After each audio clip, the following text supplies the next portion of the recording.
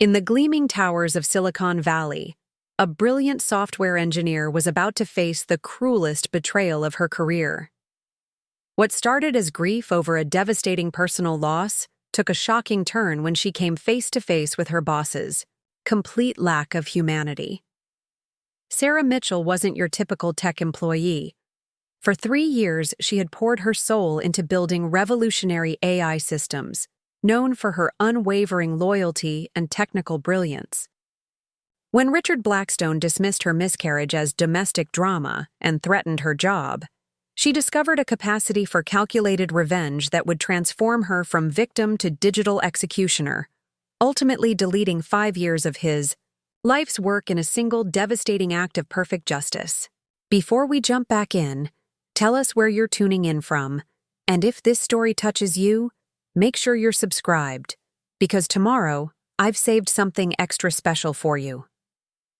The morning light filtered through the floor-to-ceiling windows of NeuralSync Technologies, casting long shadows across Sarah Mitchell's dual-monitor setup. At 6:47 a.m., she was already 3 hours into debugging the neural network architecture that would make or break their product launch. Her MIT-trained mind moved through the code with practiced precision, identifying inefficiencies that lesser engineers would miss entirely. This was her element, the elegant dance of algorithms and data structures that few could truly appreciate. "You're here early again," Jessica Chen observed, settling into the workstation beside her with a steaming cup of coffee.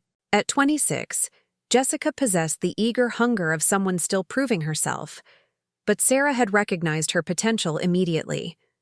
More than a colleague, Jessica had become her closest friend at NeuralSync, someone who understood both the technical challenges and the unspoken pressures of being women in Silicon Valley's boys' club. "The recursive learning module is fighting the memory optimization protocols," Sarah replied without looking up from her screen. "Richard wants the demo ready for the board meeting next week, and this architecture needs to be flawless." Shimas paused, her hand unconsciously moving to her still flat stomach. At 8 weeks pregnant, the secret felt both precious and fragile, shared only with David and Jessica. "Besides, I've got extra motivation to make this launch perfect." Jessica smiled knowingly. "How are you feeling? Any morning sickness?" "Some fatigue, but nothing I can't handle." Sarah's voice carried quiet joy. She and David had been trying for 6 months, and the positive pregnancy test had felt like the final piece of their perfect life clicking into place. The timing couldn't be better. The product launch would establish her reputation, and by the time the baby arrived, she'd have proven herself indispensable to NeuralSync's future. Their conversation was interrupted by the sound of Richard Blackstone's voice echoing across the open workspace. Even at 7 in the morning, his presence commanded attention, not through warmth or inspiration, but through the calculated intensity of someone who viewed human interaction as another system to optimize. "Morning huddle in 5 minutes," Richard announced, his sharp gray eyes scanning the room with proprietary satisfaction. At 45, he possessed the lean intensity of someone who had built his fortune through relentless focus and an almost pathological inability to accept failure. "I want status updates on all critical path items. No excuses, no delays, no personal drama interfering with our timeline." Sarah exchanged a glance with Jessica. Richard's definition of personal drama was notoriously broad, encompassing everything from sick days to vacation requests. She'd watched talented engineers leave NeuralSync not because they couldn't handle the technical challenges, but because they couldn't endure Richard's systematic devaluation of their humanity. The conference room buzzed with nervous energy as the core development team assembled. Michael Brooks, a junior developer barely out of college, sat at the far end of the table with dark circles under his eyes. Sarah knew he'd been pulling 18-hour days trying to meet Richard's impossible deadlines while supporting his family financially. The kid was brilliant but inexperienced, and Richard seemed to take particular pleasure in pushing him to his breaking point. "Sarah, where do we stand with the neural architecture?" Richard's question cut through her observations. The core framework is solid, she reported, pulling up the visualization on the main screen. I've identified 3 optimization opportunities that could improve processing speed by 12%. Implementation should be complete by Thursday. Should be? Richard's tone sharpened. This isn't a college thesis, Sarah. We have investors flying in from Tokyo specifically to see this demonstration. Should be doesn't generate 8-figure funding rounds. The familiar knot of tension formed in Sarah's stomach, a response she'd developed to Richard's management style over the past 3 years. But today, something felt different. The cramping sensation seemed to intensify, radiating outward from her core. The implementation will be complete by Thursday, she corrected herself, fighting the discomfort. Richard's attention shifted to Michael. And the user interface integration? I'm working through some compatibility issues with the legacy systems, Michael began hesitantly. The client's existing infrastructure. I don't want to hear about problems, Richard interrupted. I want solutions. This company succeeds because we deliver impossible results on impossible timelines. If you can't handle that pressure, I'll find someone who can. There are 100 hungry developers who would kill for your position. Sarah watched Michael's face flush with humiliation. The quiet cruelty of it made her stomach twist, though she couldn't tell if the sensation was emotional revulsion or something more physical. The cramping was getting worse, a dull ache that seemed to pulse with each heartbeat.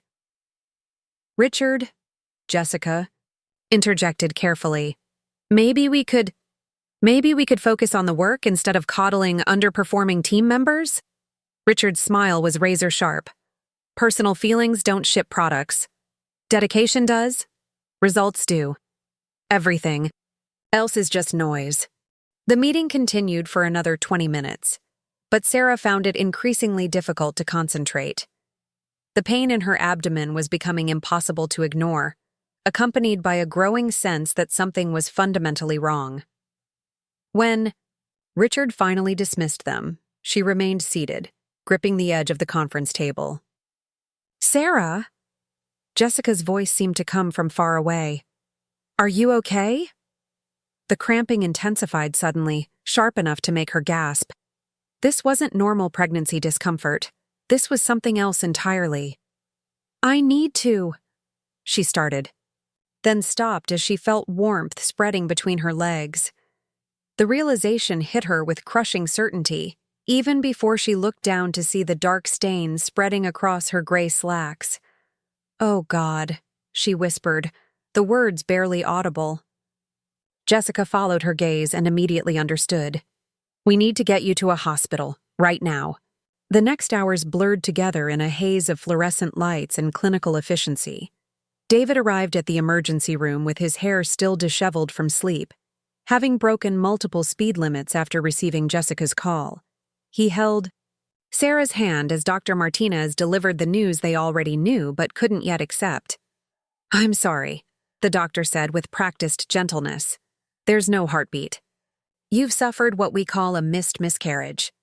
The pregnancy ended, but your body hasn't recognized it yet. We'll need to discuss your options for managing the tissue that remains.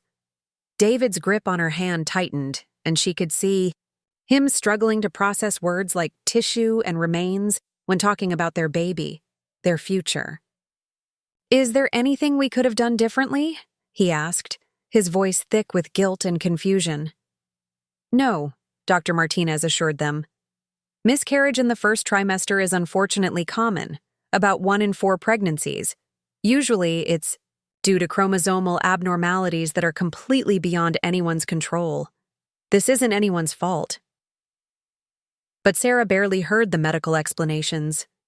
She stared at the ultrasound screen where their baby should have been growing, seeing only empty darkness where life should have been flourishing. The future she'd so carefully planned. The nursery David had already started sketching. The names they'd begun considering. The way she'd imagined telling her parents about their first grandchild. All of it evaporated in an instant. Sarah? David's voice pulled her back to the present. The doctor is asking about the procedure. Do you want to discuss this at home first? Home. The word felt foreign now, as if the place they'd built their life together belonged to different people. People who still believed in happy endings and careful plans. She nodded numbly, not trusting herself to speak. The drive back to their apartment in Palo Alto passed in silence. David kept glancing at her with worried eyes, clearly wanting to say something comforting, but recognizing that words had lost their power to heal. Sarah stared out the window at the familiar landscape of their neighborhood, watching other people's lives continue unchanged while hers had been fundamentally altered.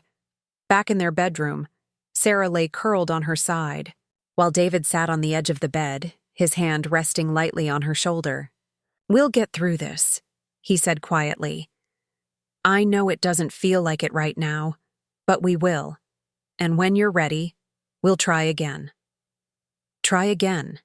As if their baby had been a failed experiment rather than the beginning of everything they'd dreamed of building together. She knew David meant well, but his optimism felt like salt in an open wound. How could he already be thinking about next time when she couldn't even process the reality of this time? "I need to call in sick tomorrow," she said, her voice hollow, "and maybe the next day." "Of course," David agreed immediately. "Take all the time you need. The work will be there when you're ready." But even as he said it, Sarah could hear Richard's voice echoing in her mind. Personal feelings don't ship products. Dedication does. Results do. Everything else is just noise. The neural architecture still needed those optimizations. The board meeting was still scheduled for next week. The world of neural sync technologies would continue spinning regardless of her personal tragedy. As David finally fell asleep beside her, Sarah stared at the ceiling and felt something cold settling in her chest. The perfect life she'd built, the successful career, the loving marriage, the carefully planned future, had revealed itself to be as fragile as morning frost. One moment of corporate cruelty, one biological failure, and everything could shatter. She didn't know yet that this was only the beginning of her education in the true nature of power and vulnerability. The pain in her heart was still fresh and overwhelming, drowning out the quieter voice that was already beginning to whisper questions about justice and accountability. But that voice would grow stronger in the days ahead, fed by each new revelation about the world's casual cruelty and her own capacity for response. For now, though, she was simply a woman grieving a future that would never exist, lying awake in the darkness while her husband slept peacefully beside her, unaware that the woman he'd married was already beginning to disappear. The fluorescent lights of Neural Sync felt harsher than Sarah remembered as she stepped through the glass doors on Thursday morning. 2 days away, 48 hours, that should have been enough to begin processing the loss, to find some semblance of equilibrium. But grief, she'd discovered, operated on its own timeline, indifferent to corporate schedules and product launches. Her reflection in the elevator's polished steel showed a woman she barely recognized. The confident engineer who'd debugged neural networks at dawn had been replaced by someone hollow-eyed and fragile, held together by concealer and force of will. The elevator's ascent felt interminable, each floor marking her return to a world that had continued spinning while hers had stopped completely. "Sarah!" Jessica's voice carried relief and concern as she approached Sarah's workstation. "I wasn't sure you'd be back today. How are you holding up?" "I'm here," Sarah replied, the words feeling inadequate but honest. She couldn't claim to be fine, couldn't pretend the past 2 days hadn't fundamentally altered something inside her. "The neural architecture won't optimize itself." Jessica's expression softened with understanding. They'd worked together long enough for her to recognize Sarah's coping mechanism, diving into code when emotions became too overwhelming to process. "Richard's been asking about the Thursday deadline. I told him you were handling a family emergency." Family emergency. The clinical phrase felt like another small violence, reducing the loss of their baby to corporate euphemism. But Sarah nodded, settling into her chair and pulling up the code she'd been working on before her world collapsed. The familiar syntax provided a momentary anchor, something rational and controllable in a universe that had revealed itself to be neither. She'd managed nearly an hour of productive work when Richard's voice cut across the open workspace like a blade. "Mitchell, my office. Now." The command carried the authority of someone accustomed to immediate compliance. Sarah's hands paused. Over her keyboard, muscle memory preparing her body to respond before her mind had fully processed the implications. Around her, colleagues kept their eyes carefully fixed on their screens. A practiced invisibility that spoke volumes about neural sync's culture. Richard's office occupied a corner of the building with panoramic views of Silicon Valley, floor-to-ceiling windows that showcased his position in the tech hierarchy. He stood with his back to the door as Sarah entered, hands clasped behind him, in a pose of calculated dominance. "Close the door," he said without turning around. Sarah complied, her hand trembling slightly as she pulled the glass door shut. The click of the latch felt unnaturally loud in the sudden quiet. 2 days, Richard said, finally turning to face her. His gray eyes held no warmth, no acknowledgement of her recent loss. 2 days during the most critical phase of our development cycle? Do you have any idea what your absence has cost this company? The question hit her like a physical blow. She'd expected some basic human recognition of what she'd endured, perhaps even sympathy. Instead, Richard had reduced her miscarriage to a line item in his project timeline. "I lost," she began, but he cut her off with a sharp gesture. "I don't want to hear about your personal problems," he said, settling behind his desk with the casual authority of someone delivering an everyday performance review. "This company doesn't pay you to have personal problems. We pay you to deliver results, to meet deadlines, to prioritize our mission above whatever domestic drama you've got brewing at home." Domestic drama. The phrase lodged in Sarah's throat like broken glass. Her baby, their carefully planned future, had been dismissed as domestic drama. "The neural architecture is 90% complete," she managed, her voice steadier than she felt. "I can have the optimization protocols finished by tomorrow." Tomorrow? Richard's tone sharpened to a razor's edge. "The board meeting is Monday. We have exactly 72 hours to ensure this demonstration is flawless, and you're talking about tomorrow? This is exactly the kind of entitled thinking that kills startups." Entitled. The word ricocheted through Sarah's mind as she stared at the man who'd built his fortune on the backs of engineers like her. She thought about the 18-hour days she'd worked over the past 3 years, the weekends sacrificed to his vision, the personal relationships strained by his impossible demands. Entitled. "I understand the timeline," she said carefully. "I'll make sure everything is ready."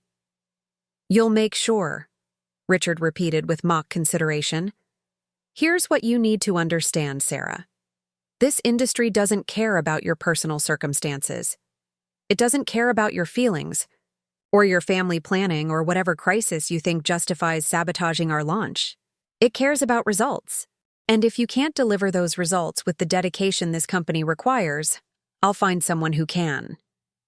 The threat hung in the air between them, crystal clear despite its polite phrasing. Sarah felt something fundamental shift inside her chest, like tectonic plates grinding against each other before an earthquake. The loyal employee who'd believed in NeuralSync's mission was being replaced by someone harder, colder. "I've always delivered results," she said, her voice taking on a quality she didn't recognize. Controlled, almost dangerous. "My track record speaks for itself. Your track record includes disappearing for 2 days without adequate coverage during our most critical phase," Richard countered. "That's not dedication. That's not the kind of commitment we need from senior engineers. Maybe you need to reevaluate your priorities. Maybe you need to decide if you're really NeuralSync material." The words struck her like physical blows, each one calculated to destabilize her professional identity. Sarah realized with stunning clarity that Richard wasn't just threatening her job. He was actively enjoying her vulnerability, feeding on her pain like some corporate predator. "I think we understand each other," Richard said, dismissing her with a wave of his hand. "Don't let me down again." Sarah left his office on unsteady legs, her face burning with humiliation and something else, something that felt like molten metal in her veins. Around her, colleagues continued their work with studied indifference, but she caught Jessica's concerned glance across the workspace. The bathroom became her refuge, a place where she could finally let her composure crack. She locked herself in a stall and leaned against the cool metal door, her breath coming in sharp gasps. The grief she'd been holding at bay crashed over her in waves, but underneath it was something new, a cold fury that shocked her with its intensity. She'd given this company everything, her talent, her time, her unwavering loyalty. And when life had dealt her the cruelest blow imaginable, Richard had weaponized her trauma against her, questioning her commitment while she was still bleeding from her loss. "Sarah?" Jessica's voice echoed in the bathroom. "I saw you come. In here. Are you okay?" Sarah emerged from the stall, her reflection in the mirror showing red-rimmed eyes and a pallor that makeup couldn't hide. "He threatened my job," she said, the words coming out flat and strange. "Richard actually threatened my job because I took 2 days off after losing our baby." Jessica's face went through a series of expressions: shock, anger, and finally a grim understanding that spoke to her own experiences with corporate cruelty. "That bastard," she whispered. "Sarah, that's not legal. You could file a complaint with HR." HR, Marcus Thompson, whose primary function seemed to be protecting the company from its employees rather than the reverse. Sarah had watched him dismiss complaints about Richard's behavior with the efficiency of someone following a well-rehearsed script. "You know Marcus won't do anything," Sarah said, splashing cold water on her face. "Richard is the company. Everything. Else is just window dressing." They stood in silence for a moment, the weight of that truth settling between them. Sarah stared at her reflection and saw something she'd never noticed before, a hardness around her eyes, a set to her jaw that suggested depths she'd never explored. That night, David found her sitting at their kitchen table with her laptop, still in her work clothes despite the late hour. "How did it go today?" he asked gently, settling into the chair beside her. "Richard threatened my job," she said without looking up from her screen. "Called losing the baby domestic drama and questioned my commitment to the company. Preparing and narrating this story took us a lot of time, so if you are enjoying it, subscribe to our channel. It means a lot to us." Now back to the story. David's sharp intake of breath was audible. He said, "What?" "Sarah, that's horrible. You can't let him get away with that. You need to report him, file a complaint." "With who?" Sarah asked, finally meeting his eyes. "HR is his lapdog. The board worships him because he makes them money. There's no cavalry coming, David. There's no justice for people like us." David reached for her hand, his teacher's instincts recognizing the dangerous territory they were entering. "Don't let him poison you," he said urgently. "Don't let his cruelty change who you are. You're better than that." Sarah looked down at their joined hands, his warm and caring, hers cold and somehow foreign. "Maybe being better isn't enough anymore," she said quietly. "Maybe being better just makes you an easier target." As David headed to bed, Sarah remained at the kitchen table, her laptop screen casting blue light across her face. She wasn't working on the neural architecture anymore. Instead, she found herself researching Richard's background, his previous companies, his pattern of behavior. The internet held a wealth of information about those who'd been damaged by his ambition. Former employees who'd filed complaints, partners who'd been discarded, a trail of human wreckage hidden beneath his success story. Something was crystallizing. In her mind, hard and sharp as a blade. Richard had made one critical miscalculation. He'd assumed her grief would make her weak. But grief, Sarah was learning, could also be transformed into something else entirely. Something that might finally hold him accountable for the years of cruelty he'd inflicted on people who'd trusted him. The perfect employee Richard had counted on was gone, replaced by someone who understood that the rules only protected those who wrote them. And Sarah Mitchell was about to begin writing her own rules. Dr. Rebecca Hayes's office felt like a sanctuary from the outside world. Warm earth tones, soft lighting, and the kind of deliberate calm that comes from decades of guiding people through their darkest moments.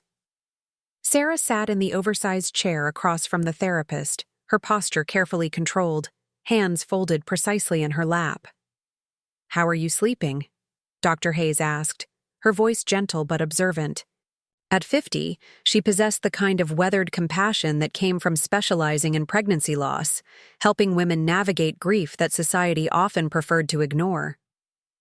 "Fine," Sarah replied automatically, then caught herself. "Actually, that's not true. I've been staying up late, working mostly. It helps keep my mind occupied." "What kind of work are you doing at night?" Sarah hesitated. The research she'd been conducting into Richard's background wasn't exactly therapeutic. "Just trying to understand some things about my workplace. About patterns." Dr. Hayes made a note, her pen moving across the yellow pad with practiced efficiency. "When we experience trauma, it's natural to seek understanding, to try to regain some sense of control. Tell me about these patterns you're exploring." "My boss," Sarah said carefully. "The one I told you about who threatened my job. I've been looking into his history, his previous companies. He's done this before, to other people, other women, specifically." The therapist's expression remained neutral, but Sarah caught a flicker of concern in her eyes. "What did you find?" "Linda Vasquez. She used to be VP of engineering at his last startup. She filed complaints about his treatment of female employees, harassment, impossible standards, retaliation. She was forced out 6 months later." Sarah's voice carried a clinical detachment that surprised even her. "There are others. A pattern of behavior going back years." "How does knowing this make you feel?" Sarah considered the question. How did it make her feel? The late-night research sessions had become almost addictive, each new discovery adding another piece to a puzzle she was only beginning to understand. "Validated, I suppose. It confirms that what happened to me wasn't personal. It's systematic. He destroys people for sport." "And what do you plan to do with this information?" The question hung in the air between them. Sarah had been asking herself the same thing for days, her research becoming more focused, more technical. She'd moved beyond simple background checks to exploring NeuralSync's digital infrastructure, mapping vulnerabilities with the same methodical precision she applied to code optimization. "I'm not sure yet," she lied smoothly. "I suppose I'm just trying to understand the scope of the problem." That evening, Sarah sat in her home office while David graded papers in the living room, the familiar sound of his red pen scratching across student essays providing cover for her real work. Her laptop screen displayed a complex network diagram, NeuralSync's system architecture laid bare in blue lines and connection points. Richard's AI platform was brilliant in its conception, but fatally flawed in its implementation. He'd centralized control under his personal access credentials, creating single points of failure that violated every principle of robust system design. His arrogance had become a weakness, and Sarah found herself cataloging each vulnerability with growing fascination. "Working late again?" Jessica's text message appeared in the corner of her screen. "Just reviewing some system architecture," Sarah typed back. "Found some interesting inefficiencies. Want to grab coffee tomorrow morning, before the chaos starts?" Sarah smiled despite herself. Jessica had become her lifeline at work, the one person who seemed to understand the toxic environment without trying to minimize it. "Sure, let's meet at Café Luna at 7. The next morning, Sarah arrived early to find Jessica already waiting, dark circles under her eyes suggesting her own sleepless nights. "You look like hell," Jessica said with characteristic directness. "Thanks, you too." Sarah settled into the chair across from her, wrapping her hands around the warm coffee cup. "How bad has it been since Monday?" "Richard's been a nightmare. Michael called in sick yesterday, and Richard spent 20 minutes ranting about unreliable millennials who can't handle pressure. I think the kid's having a breakdown." Sarah felt a familiar surge of anger. Michael Brooks, 24 years old, brilliant but inexperienced, supporting his entire family on his junior developer salary. She'd watched Richard systematically destroy his confidence over the past months, using his financial desperation as leverage for increasingly unreasonable demands. "Has anyone ever tried to stop him?" Sarah asked quietly. "I mean, really tried?" Jessica's expression grew guarded. "What do you mean?" "I've been researching his background. Linda Vasquez, Maria Santos, Jennifer Chen, all women who tried to challenge him through proper channels. All forced out within months. The system protects him, not us." "Sarah." Jessica's voice carried warning. "Be careful. I know you're angry. You have every right to be angry. But Richard has destroyed people for less than what you're talking about." "What if the system is the problem?" Sarah continued, her voice taking on the measured tone she'd been perfecting. "What if working within it just enables more abuse?" Jessica studied her friend's face, noting the changes that had emerged over the past week. The hardness around her eyes, the controlled way she spoke about Richard. "What are you thinking about doing?" "Nothing illegal," Sarah said, which was technically true. "Just ensuring accountability through other means." That afternoon, Sarah made her first small move. While reviewing the neural architecture code, she introduced a subtle inefficiency. Nothing that would crash the system, but enough to slow processing by 3%. The change was buried deep in the optimization protocols, invisible to casual review, but guaranteed to surface during high-stress testing. She watched Richard demonstrate the platform to the engineering team later that day, his confidence absolute as he showcased features that depended on her code. He had no idea that she'd just proven how vulnerable his precious system really was. "Excellent work, everyone," Richard announced as the demonstration concluded. "This is exactly the kind of innovation that will secure our next funding round. Sarah, particularly solid optimization on the neural pathways." The praise felt like acid in her mouth. She nodded politely while privately noting how easily she'd manipulated his supposedly bulletproof architecture. The 3% slowdown would manifest during the board presentation, subtle enough to be attributed to normal system variance, but significant enough to plant seeds of doubt in investor minds. "Thank you," she replied, her voice steady. "I'm always looking for ways to improve efficiency."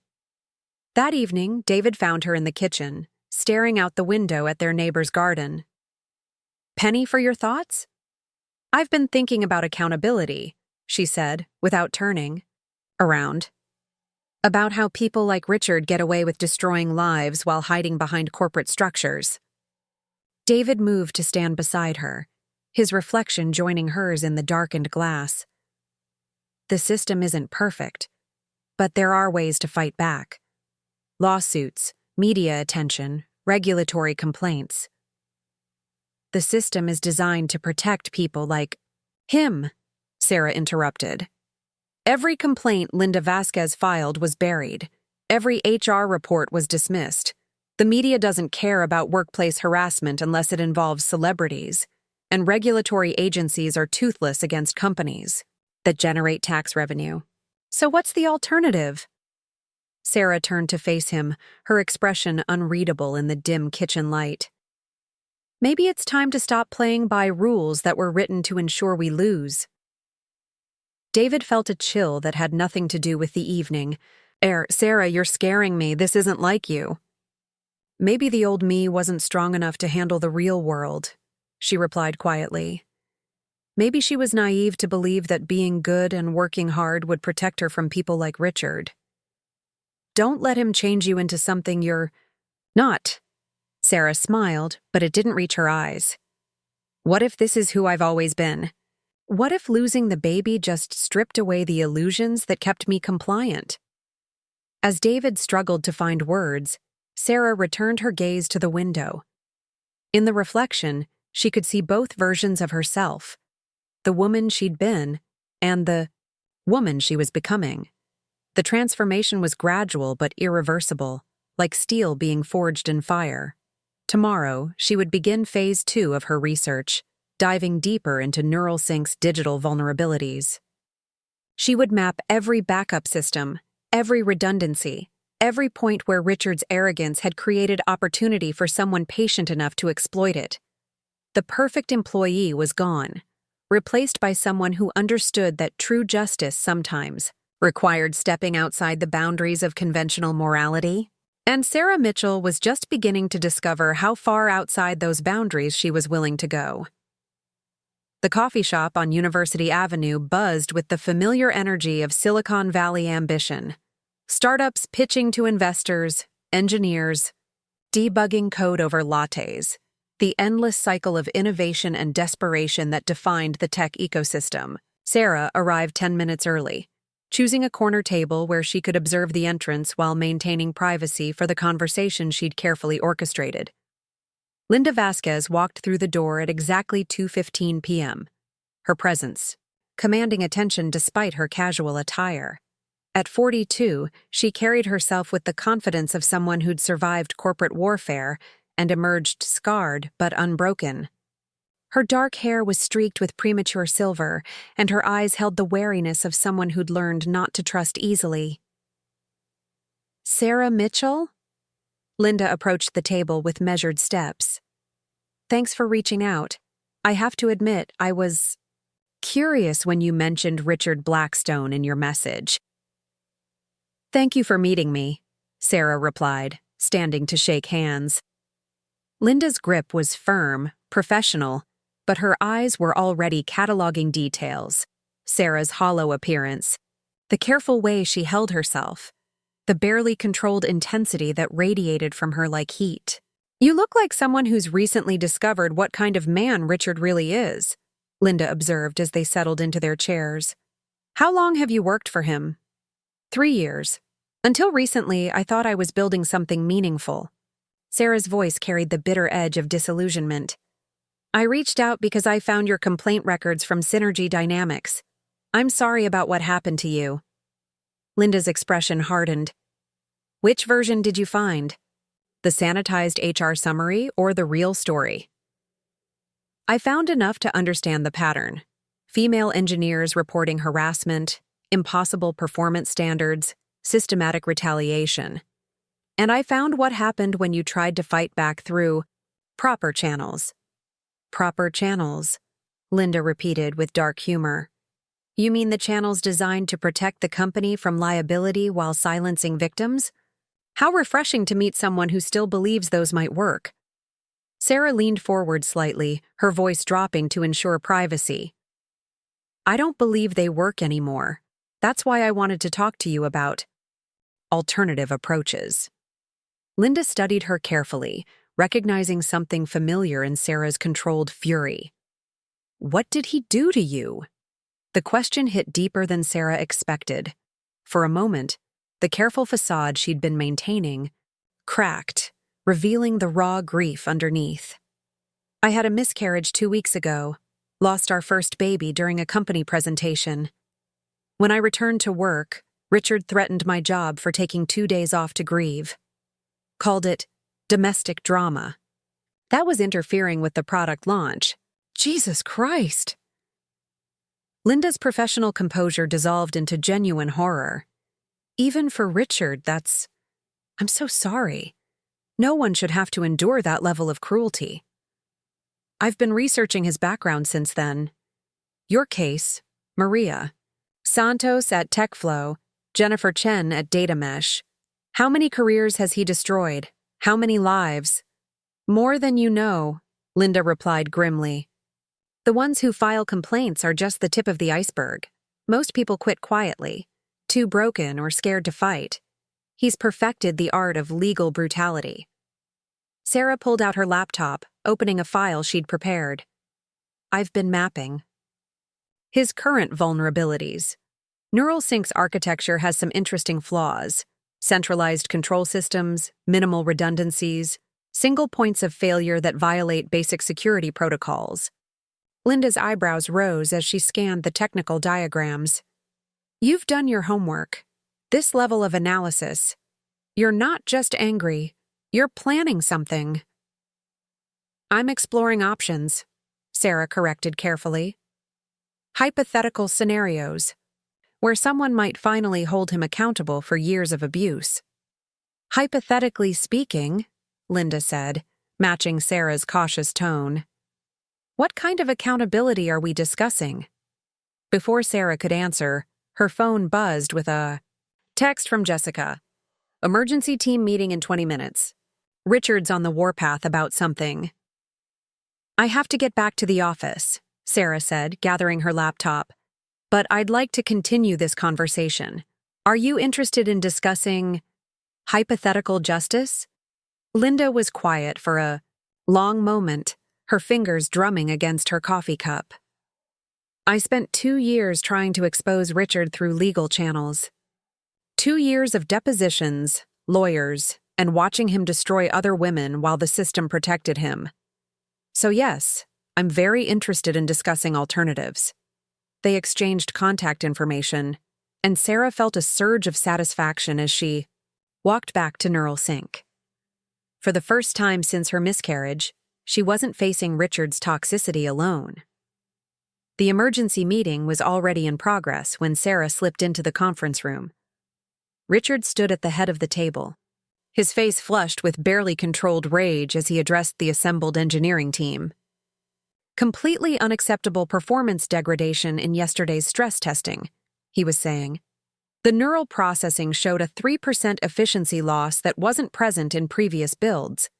Someone introduced sloppy code, and I want to know who. Sarah kept her expression carefully neutral while internally celebrating. Her subtle sabotage had worked exactly as planned, surfacing during high-stress testing, just as she'd calculated. Michael, Richard's attention snapped to the junior developer. Your UI integration runs on the same processing threads. Walk me through your optimization protocols. Michael Brooks looked like he hadn't slept in days, his usual nervous energy replaced by something approaching panic. The integration follows the specifications exactly. I've tested it multiple times. Then why is our flagship demonstration running like garbage? Richard's voice rose to just below shouting. We have investors flying in tomorrow specifically to see this platform, and you're telling me it's running optimally when the metrics say otherwise? Maybe if I could review the core architecture, Michael began hesitantly. Maybe if you could do your job without needing your hand held through every technical challenge, Richard cut him off. This is exactly the kind of entitled thinking that kills startups. If you can't handle senior-level responsibilities, I'll find someone who can. Sarah watched Michael's face crumble under the verbal assault, recognizing the familiar pattern of Richard's psychological warfare. The young developer was brilliant but inexperienced, supporting his family on a salary that barely covered area living expenses. Richard exploited that desperation ruthlessly, using financial pressure to extract impossible performance. I'll stay late tonight and run diagnostics, Michael said quietly, his voice barely audible. You'll stay late every night until this is fixed, Richard replied coldly. And if it's not fixed by tomorrow's presentation, we'll discuss your future with this company. After the meeting dispersed, Sarah found Jessica in the break room, stress eating, vending machine cookies with the mechanical efficiency of someone beyond caring about nutrition. That was brutal, even for Richard, Jessica said without looking up. Poor Michael looked ready to throw himself off the roof. Richard's scared, Sarah observed, pouring herself coffee. The investors tomorrow represent his biggest funding opportunity yet. Any technical failure could cost him millions. Good, Jessica replied with uncharacteristic venom. Maybe if he loses enough money, the board will finally see what kind of monster they've been enabling. Sarah studied her friend's expression, noting the anger that mirrored her own growing fury. You've been thinking about this too, about Richard getting what he deserves. Every woman in this company has thought about it, Jessica admitted. The difference is, most of us still believe in working within the system. But lately, she trailed off, meeting Sarah's eyes. Lately, I've been wondering if the system is designed to protect people like him from people like us. What if it is? Sarah asked quietly. What if the only way to stop someone like Richard is to step outside the system entirely? Jessica was quiet for a long moment, her analytical mind processing the implications. Are we talking hypothetically? For now. Then, hypothetically, I'd say someone with deep system access and advanced technical skills could cause significant problems for Richard's precious AI platform. Hypothetically, Sarah felt another piece of her plan clicking into place. Linda Vasquez would provide motivation and strategic thinking from someone who understood Richard's patterns. Jessica could provide technical assistance and system access from inside the company. And Sarah herself possessed the skills and knowledge to orchestrate something that would finally hold Richard accountable. That evening, she sat in her home office mapping the connections between her potential allies. Each person brought specific capabilities to the hypothetical scenario, taking shape in her mind. More importantly, each had been damaged by Richard's cruelty in ways that the legal system had failed to address. David knocked on the doorframe, interrupting her planning. You missed dinner again. I saved you a plate. Thank you, she said, minimizing her laptop screen. Just reviewing some technical documentation. Sarah, he said gently, I'm worried about you. You've been distant lately, working late every night. I know you're processing what happened, but isolation isn't healthy. She turned to face him. This man who loved her unconditionally but couldn't understand the transformation occurring inside her. I'm not isolating. I'm preparing. Preparing for what? Sarah smiled, but it carried an edge that made David step back involuntarily. For justice, David. Real justice, not the kind that comes from filing complaints and hoping corrupt systems will suddenly develop consciences. As David struggled to respond, Sarah returned to her laptop, pulling up the system diagrams that would guide her revenge. The perfect wife Richard had counted on controlling was gone, replaced by someone who understood that true accountability sometimes required abandoning the rules entirely, and Sarah Mitchell was just beginning to assemble the team that would finally bring Richard Blackstone's reign of terror to an end. The glow of Sarah's laptop screen cast pale shadows across her face as she worked in the pre-dawn darkness of her home office. 3 weeks had passed since her meeting with Linda Vasquez. 3 weeks of methodical preparation that had transformed her grief into something far more dangerous. The neural architecture she'd once optimized for NeuralSync's benefit now revealed itself as a map of vulnerabilities, each connection point a potential avenue for destruction. Richard's AI platform was a masterpiece of centralized control. 5 years of obsessive development concentrated under his personal administrative access. No distributed backups, no redundant systems, no safeguards against catastrophic failure. His arrogance had created the perfect weapon against himself, and Sarah was learning to wield it with surgical precision.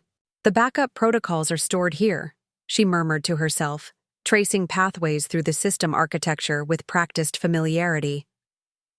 Primary data repositories here, here, and here, all accessible through the master administrative shell. He refuses to share with anyone. Her research had revealed the full scope of Richard's digital narcissism. Every critical component of the AI platform required his personal authorization. Every backup process ran through systems he controlled directly. He'd built not just a product, but a monument to his own indispensability, and that monument was about to become his mausoleum. A soft knock interrupted her concentration. "Sarah?" David's voice carried the careful concern that had become his default tone over the past month. "It's 5:30 in the morning. You've been in here all night again." "Just reviewing some system documentation," she replied without turning around, her fingers continuing their dance across the keyboard. "Go back to bed. I'll be up soon." David approached slowly, as if she were a wounded animal that might bolt. "This isn't healthy. You're obsessing over work, barely sleeping, barely eating. Dr. Hayes called yesterday. You missed your appointment." Again. Sarah finally turned to face him, noting how her husband had aged in the weeks since her miscarriage. Dark circles shadowed his eyes, and his usually neat appearance showed signs of distraction. She felt a pang of something that might have been guilt, but it was quickly subsumed by the cold logic that had been guiding her actions. "I rescheduled with Dr. Hayes," she said calmly. "And I'm not obsessing over work. I'm researching solutions to systemic problems." "What kind of solutions?" David's question carried a weight of dread. "The kind that actually work," Sarah replied, closing her laptop with deliberate finality. "The kind that hold people accountable when legal channels fail." Later that morning, Sarah sat across from Dr. Hayes in the familiar warmth of the therapist's office, her posture more controlled than ever. She'd learned to present the facade of progress, offering carefully measured responses that suggested healing while concealing the true direction of her psychological evolution. "You seem more centered today," Dr. Hayes observed, though her eyes held a subtle wariness. "How are you processing the anger we discussed last session?" "I'm channeling it into productive action," Sarah replied smoothly. "Instead of feeling helpless, I'm taking control of my situation." "What does taking control look like for you?" Sarah had prepared for this question, crafting responses that would satisfy the therapist's concerns without revealing her actual plans. "I'm documenting patterns of workplace harassment, building a comprehensive case against my supervisor's behavior. Knowledge is power, and I'm finally using my analytical skills to protect myself." "That sounds like healthy progress," Dr. Hayes said, though something in her tone suggested incomplete satisfaction with the answer. "Are you working with anyone else on this documentation? Sometimes collective action can be more effective than individual efforts." "I've connected with some former colleagues who had similar experiences," Sarah admitted, which was technically true. "It's reassuring to know I'm not alone in recognizing these patterns." Dr. Hayes made a note, her pen moving with practiced efficiency. "How are things at home? How is David handling a research project?" For the first time in the session, Sarah's composure flickered slightly. "David still believes in working within the system. He doesn't understand that some problems require more creative solutions." "Creative solutions," Dr. Hayes repeated carefully. "Can you elaborate on what you mean by that?" "Finding ways to ensure accountability that don't rely on corrupt institutional processes," Sarah replied, her voice taking on the measured tone she'd perfected. "Sometimes justice requires stepping outside conventional boundaries."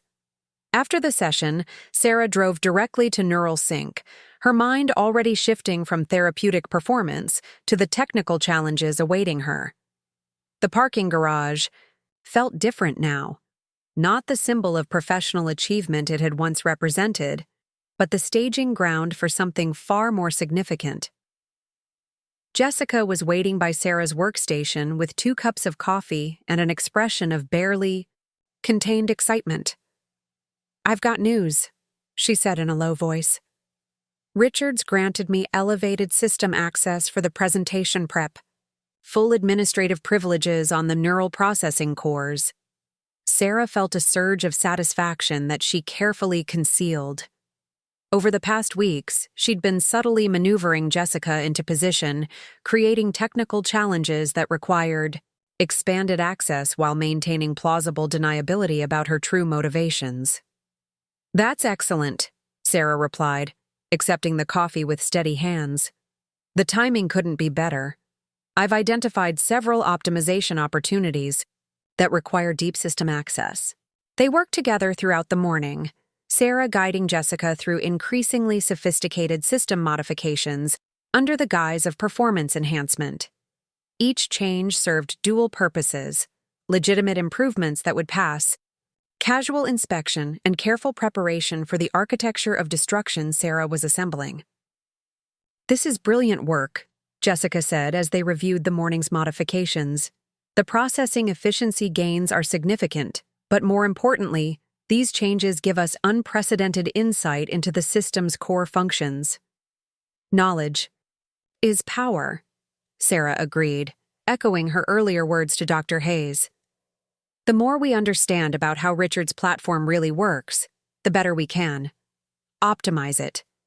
Around noon, Michael Brooks approached their workstation with the hollow-eyed exhaustion of someone operating on caffeine and desperation. His usual nervous energy had been replaced by something approaching despair, and Sarah felt a familiar surge of anger at Richard's systematic destruction of promising talent. "Sarah, Jessica," Michael said quietly, "could I ask you about some backup protocols? I'm trying to ensure my UI integration doesn't conflict with the core systems, but I can't get clear documentation on the redundancy procedures." Sarah and Jessica exchanged glances, both recognizing the opportunity Michael's question represented. "What specific protocols are you concerned about?" Sarah asked, pulling up system diagrams on her secondary monitor. "Well, if something goes wrong during the presentation tomorrow, I want to make sure there are recovery options," Michael explained. "But when I asked Richard about backup procedures, he just told me to focus on not screwing up instead of planning for failure." "Of course he did," Jessica muttered under her breath. Sarah studied Michael's exhausted face, seeing in him a reflection of everyone Richard had damaged over the years. The young developer was brilliant, dedicated, and completely vulnerable to the kind of systematic abuse that Richard specialized in inflicting. "The truth is," Sarah said carefully, "Richard's backup systems are minimal at best. He's centralized everything under his personal control, which creates significant risks. If anything goes wrong?" Michael's expression shifted from confusion to alarm. "You mean if the primary systems fail during the presentation?" "There are very limited recovery options," Sarah confirmed.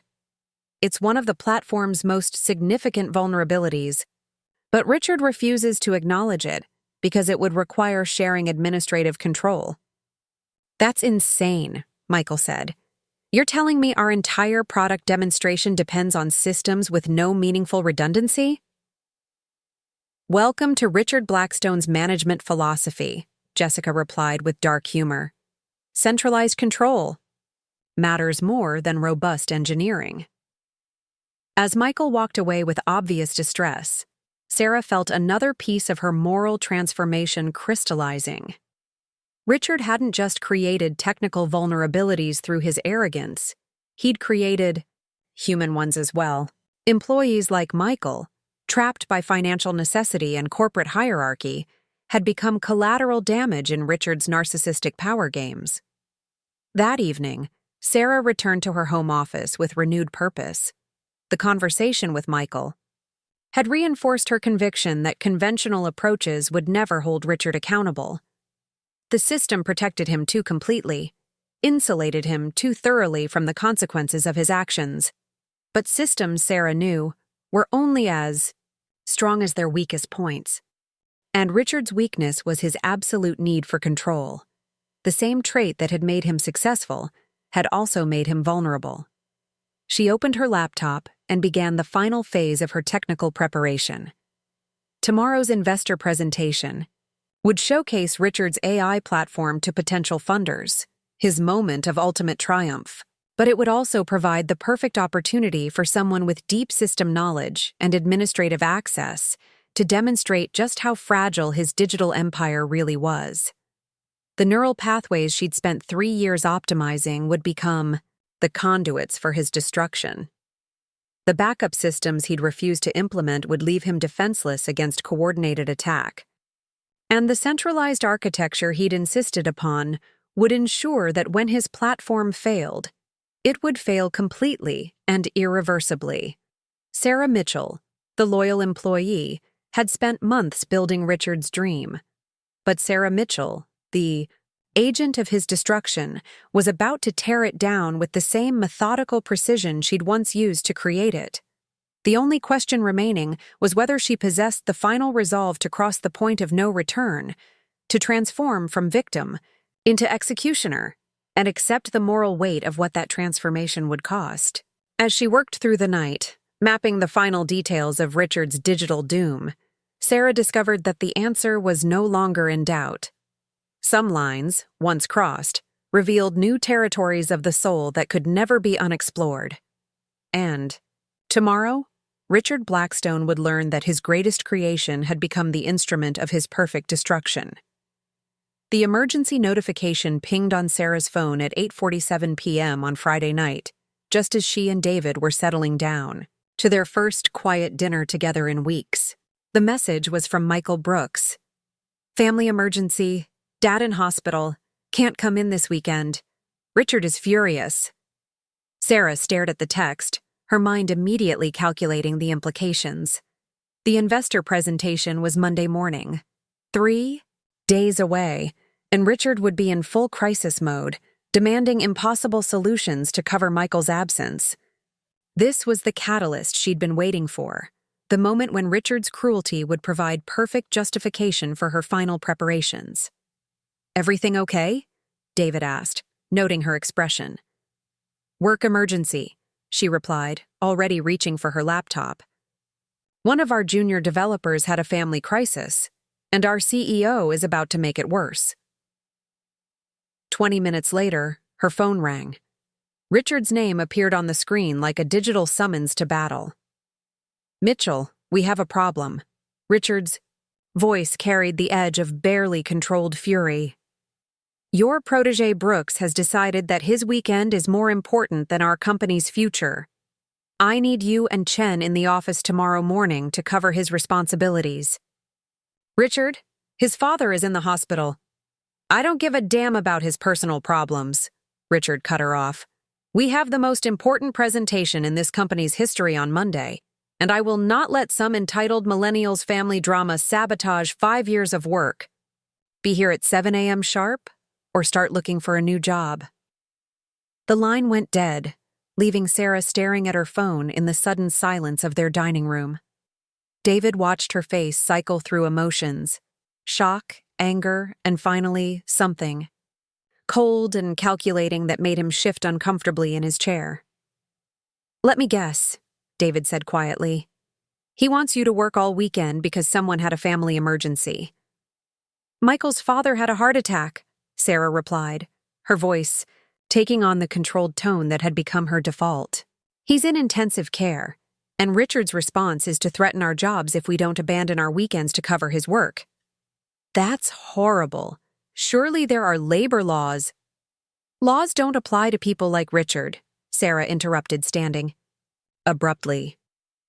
"He operates in a world where power trumps everything else, including basic human decency."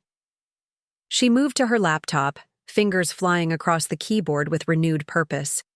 But power works both ways, and sometimes the people you've been crushing finally discover their own capacity for it. David recognized the dangerous territory they were entering. "Sarah, whatever you're thinking..."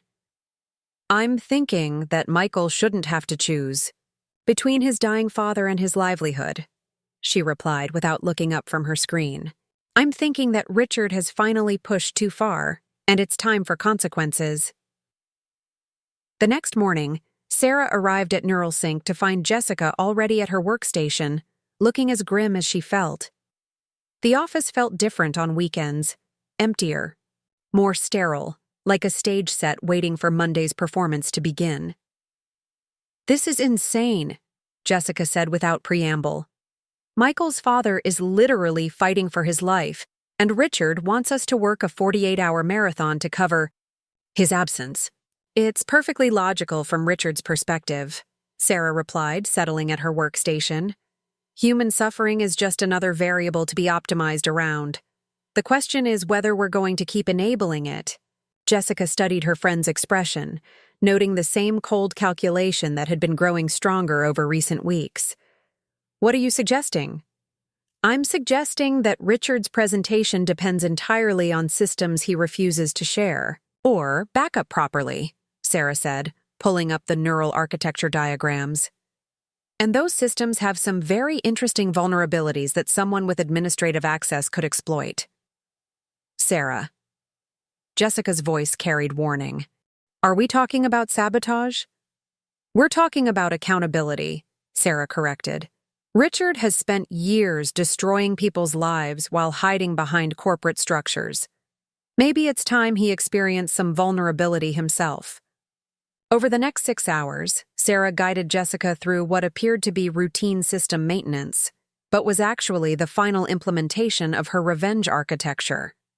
Each modification was carefully crafted to appear legitimate while creating hidden pathways for systematic destruction. These optimization protocols are brilliant, Jessica observed as they worked. But some of these access routes? They could potentially be used to compromise the entire platform. Only by someone with very specific knowledge and administrative privileges, Sarah agreed, which makes them essentially invisible to normal security audits. But if someone wanted to cause problems, they could bring down 5 years of Richard's work in a matter of minutes, Sarah confirmed. Complete, irreversible destruction of everything he's built. Jessica was quiet for a long moment, the weight of the implications settling between them. And you're telling me this because you deserve to know what's possible, Sarah replied carefully. Because you've been damaged by Richard's cruelty just like the rest of us, and you have a right to understand how vulnerable his empire really is. That evening, David found Sarah in their bedroom, surrounded by printouts and technical diagrams that looked more like battle plans than engineering documentation. Her laptop displayed system architectures that seemed to pulse with malevolent intent. What is all this? He asked, though part of him already knew the answer.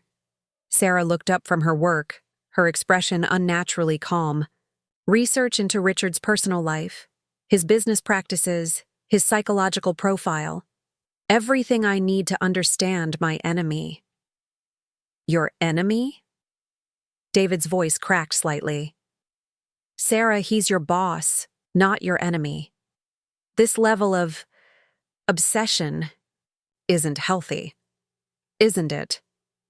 Sarah stood, moving to the window that overlooked their quiet neighborhood. Richard Blackstone has spent his career destroying people like us.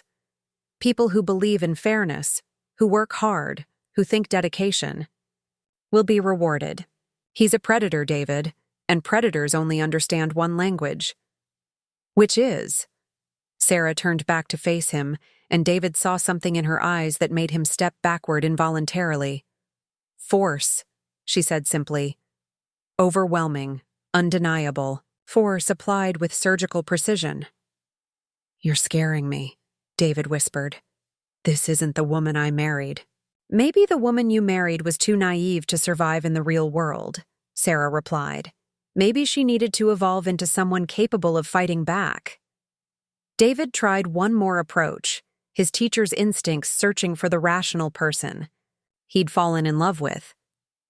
What about Dr. Hayes? What does she say about these feelings? Sarah smiled, and the expression was colder than anything David had ever seen on her face. Dr. Hayes thinks I'm making excellent progress in processing my grief through productive action. She's very pleased with my emotional stability. The lie came so easily that David realized Sarah had been deceiving her therapist with the same calculated precision she applied to everything else. The woman standing before him had become someone capable of systematic deception, someone who could wear masks of normalcy while planning acts of destruction. I'm going to stay at my brother's house tonight, David said quietly. I need time to think about all of this. I understand, Sarah replied, her tone suggesting she'd already anticipated this possibility. Take all the time you need. But David? She paused as he reached the doorway. Don't try to stop what's coming. Richard has earned what he's about to receive. As David's car pulled out of their driveway, Sarah returned to her laptop with renewed focus. The final technical preparations were complete. The human relationships were aligned or discarded as necessary, and Monday's presentation would provide the perfect stage for Richard's destruction. She opened a secure connection to Linda Vasquez, typing a simple message. The architecture is complete. Are you ready for justice? The response came within minutes. I've been ready for 2 years. Let's burn his empire to the ground. Sarah closed the laptop and prepared for bed, feeling a sense of completion she hadn't experienced since before her miscarriage. Tomorrow would be Sunday, a day of final preparation and mental rehearsal. And Monday would be the day Richard. Blackstone learned that some people, when pushed beyond their breaking point, possessed the capacity to push back with devastating effectiveness. The point of no return lay behind her now, crossed with such methodical precision that she could barely remember the woman who'd once believed in justice through proper channels. That woman was gone, replaced by someone who understood that true. Accountability sometimes required abandoning the rules entirely. And Richard Blackstone was about to discover just how dangerous that transformation could be. Monday morning arrived with the crisp clarity that only comes with perfect preparation. Sarah sat in her car in the Neural Sync parking garage, watching the procession of expensive vehicles depositing investors and board members at the building's entrance. Richard's moment of triumph was beginning, and she felt a cold satisfaction, knowing it would also be his moment of absolute destruction. Her phone buzzed with a text from Jessica. Everything ready on my end. Are you sure about this? Sarah typed back. Richard made this choice when he threatened Michael's job while his father was dying. We're just providing consequences. The executive conference room buzzed with anticipation as Sarah entered. 12 investors from Tokyo, London, and Silicon Valley sat around the polished table, their expressions carrying the calculated interest of people accustomed to turning innovations into billions. Richard stood at the head of the room like a conductor preparing for his greatest symphony, his gray eyes bright with the confidence of someone who believed himself untouchable. Ladies and gentlemen, Richard began, his voice carrying the measured authority that had built his fortune. Today you'll witness the culmination of 5 years of revolutionary development. Our AI platform represents a fundamental breakthrough in neural processing, technology that will redefine how machines understand and interact with human intelligence. Sarah took her position at the technical workstation, her fingers moving across the keyboard with practiced precision. To any observer, she appeared to be running final system checks, ensuring optimal performance for the demonstration. In reality, she was activating the architecture of destruction she'd spent weeks perfecting. The platform's core innovation lies in its neural pathway optimization, Richard continued, gesturing toward the wall-mounted displays showing complex algorithmic visualizations. Sarah Mitchell, our lead engineer, will demonstrate the real-time processing capabilities that set us apart from every competitor in the market. Sarah nodded professionally, her expression betraying nothing of the cold fury driving her actions. The system is ready for demonstration, she announced, her voice steady as she initiated the first phase of her attack. For the next 20 minutes, Richard's presentation proceeded flawlessly. The AI platform responded to increasingly complex queries with the elegant efficiency that had taken years to perfect. Investors leaned forward as they witnessed machine learning algorithms adapting in real time, neural networks solving problems that had stymied the industry for decades. Impressive, murmured Dr. Yamamoto from the Tokyo Consortium. The processing speed is remarkable, but what about scalability under stress? An excellent question, Richard replied with the confidence of someone who believed his system was bulletproof. Sarah, let's run the stress test protocol to demonstrate our platform's stability under maximum load.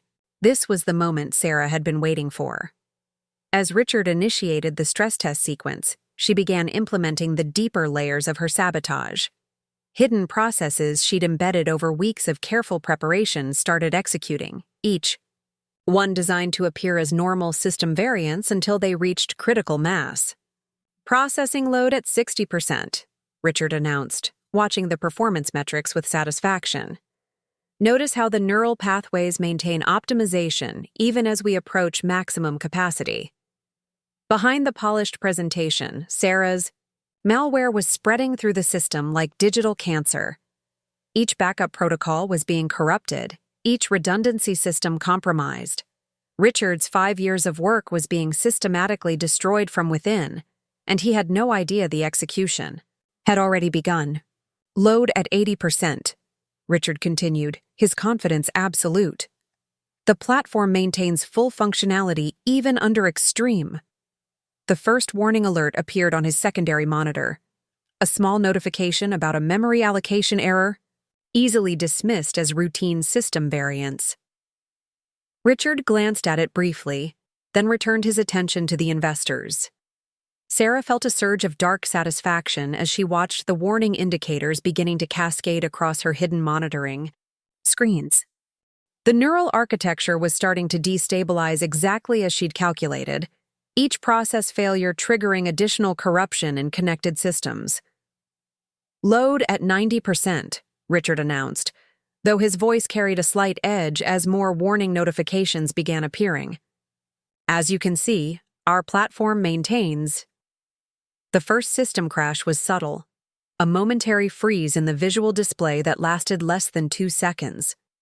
Richard's expression flickered with concern, but he continued the demonstration with practiced smoothness.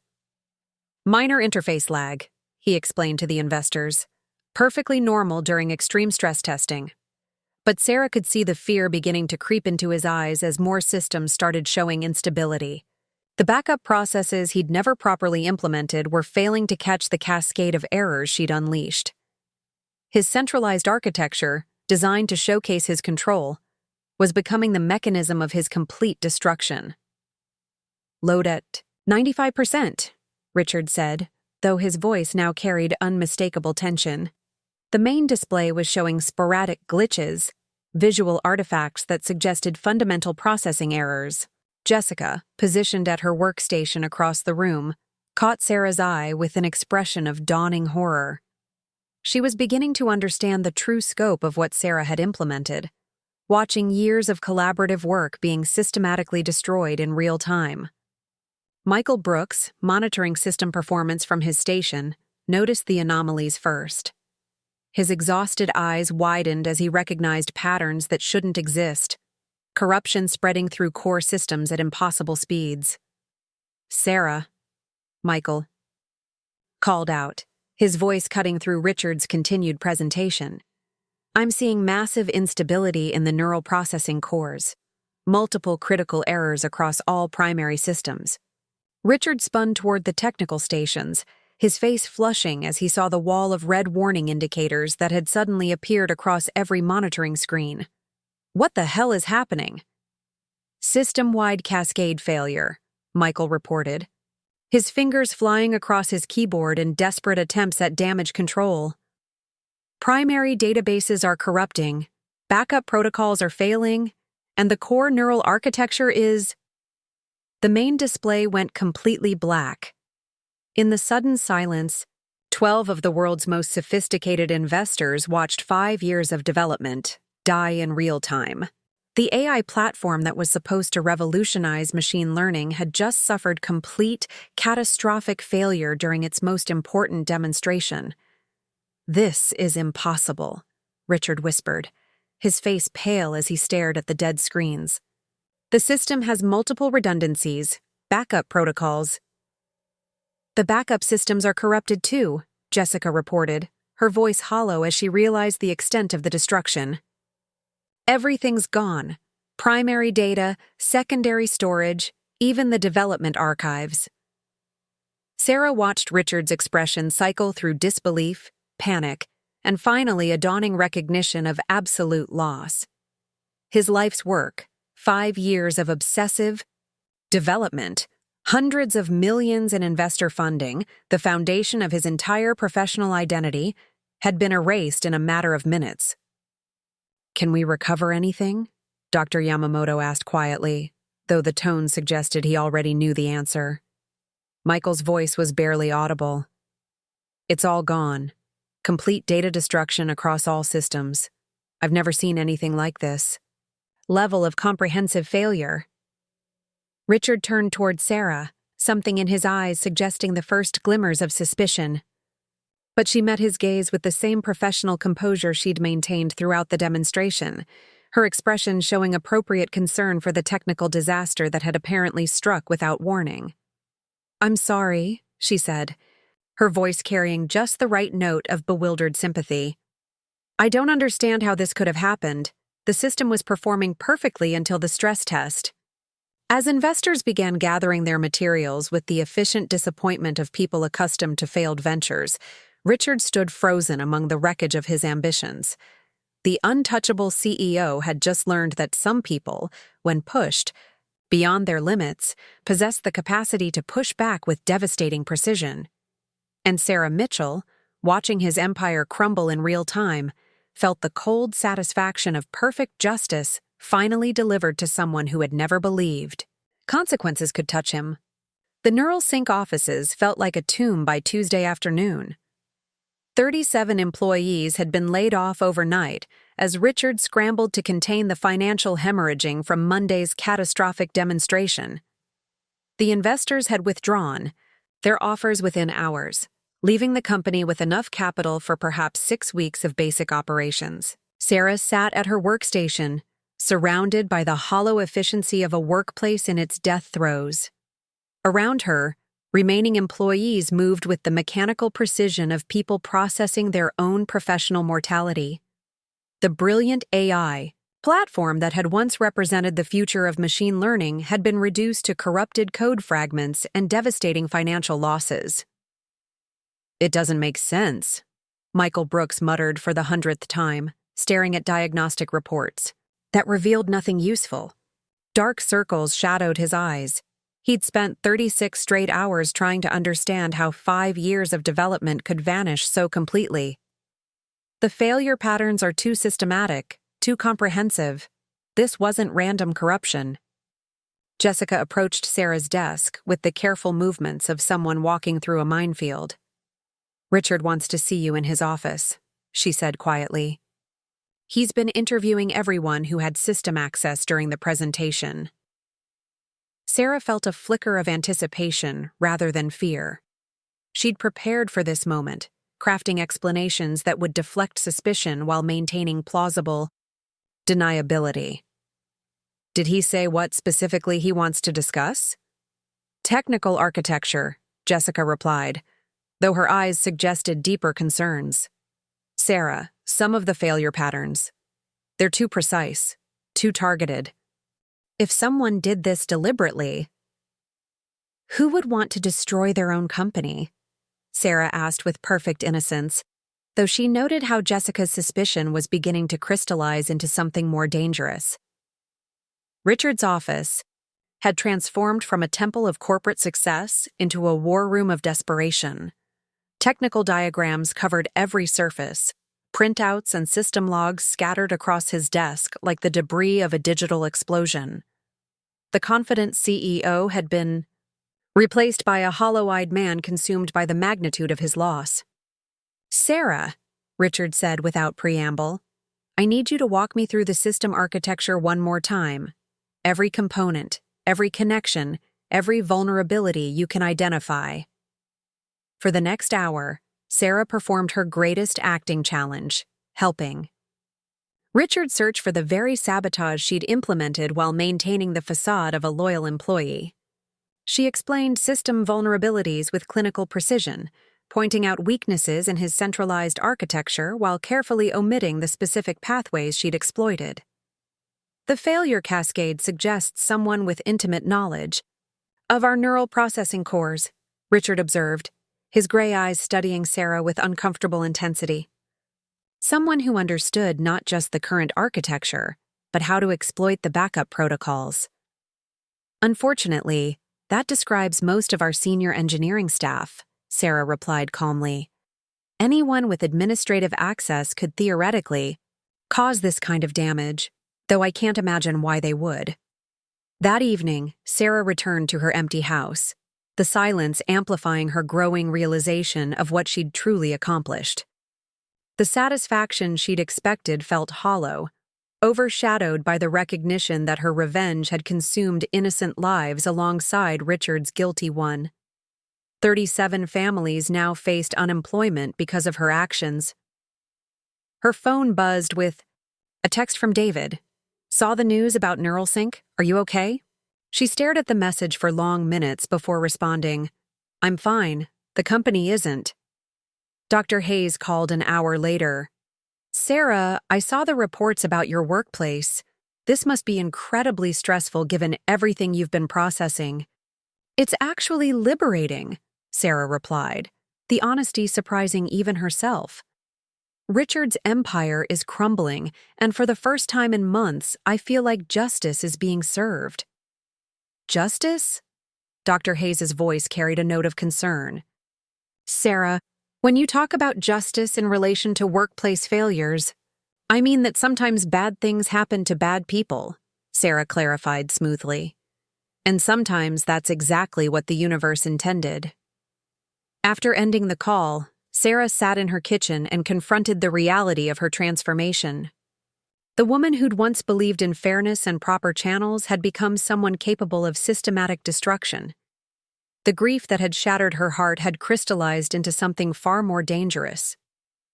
Tomorrow would bring FBI investigators, forensic analysts, and questions she'd need to answer with the same calculated precision she'd applied to Richard's destruction. But tonight, she simply sat in the darkness and acknowledged that some lines, once crossed, revealed territories of the soul that could never be unexplored. Richard Blackstone had finally learned that cruelty could be answered with consequences. The only question remaining was whether Sarah Mitchell could live with the person she'd become in delivering them. Agent Patricia Chen of the FBI's Cyber Crimes Division studied Sarah across the metal table of Interview Room B with the calculated patience of someone accustomed to unraveling digital deceptions. 3 weeks had passed since Neuralsync's collapse, and the federal investigation had methodically eliminated most potential suspects through forensic analysis and behavioral profiling. Your system access logs show unusual activity patterns. During the weeks preceding the failure, Agent Chen said, her voice carrying no accusation, only professional curiosity. Late-night sessions, elevated privilege usage, modifications to critical system components. Sarah maintained perfect composure, her hands folded calmly despite the adrenaline coursing through her veins. I was optimizing the neural architecture for the investor presentation. Richard demanded peak performance, so I worked overtime to ensure the system operated flawlessly. And yet it failed catastrophically. Systems fail, Sarah replied evenly. Even well-designed ones can experience cascade failures under stress. Richard's centralized architecture created vulnerabilities that I repeatedly warned him about. Across town, Jessica sat in her own interview room, facing Agent Martinez, with growing desperation. The technical evidence was circumstantial but damning. Her administrative access had been used to implement the modifications that enabled the system's destruction. I was following Sarah's optimization protocols, Jessica insisted. She's our senior engineer. If she said the modifications were necessary for performance enhancement, I trusted her expertise. Did Ms. Mitchell ever discuss her feelings about CEO Blackstone's management style? Jessica hesitated, remembering conversations about Richard's cruelty, his treatment of Michael, his dismissal of Sarah's grief. She was upset about his lack of empathy, but that doesn't make her a saboteur. Meanwhile, Michael Brooks faced his own moral crossroads. He'd spent sleepless nights analyzing the corruption patterns, recognizing signatures that suggested deliberate sabotage. His financial desperation warred with his conscience as he sat across from Agent Rodriguez. The failure cascade was too precise, Michael admitted reluctantly. The timing, the targeting of specific subsystems, the corruption of backup protocols. Someone, with intimate system knowledge, orchestrated this destruction. Do you have suspicions about who that someone might be? Michael's throat tightened. Identifying Sarah would likely destroy her life, but protecting her meant enabling someone who'd cost 37 people their jobs. I'm not sure. David sat in Dr. Hayes's waiting room, his marriage counseling appointment feeling surreal given the circumstances. His wife was potentially facing federal charges, and he wasn't sure if the woman he'd loved for 8 years even existed anymore. Dr. Hayes emerged with Sarah, whose expression showed the same controlled calm she'd maintained throughout the investigation. Same time next week? The therapist asked, though her professional concern was evident. Of course, Sarah replied smoothly. I find our sessions very helpful for processing these challenging circumstances. As they walked to the parking garage, David finally broke. They know, don't they? The FBI knows what you did. Sarah turned to face him, her expression unreadable. They suspect. But suspicion isn't proof. And proof requires evidence they don't possess. Did you do it? David asked quietly. Did you destroy Richard's company? Sarah studied her husband's face. This good man who'd loved her unconditionally, who represented everything decent about the world she'd abandoned. Would it change anything if I had? It would change everything.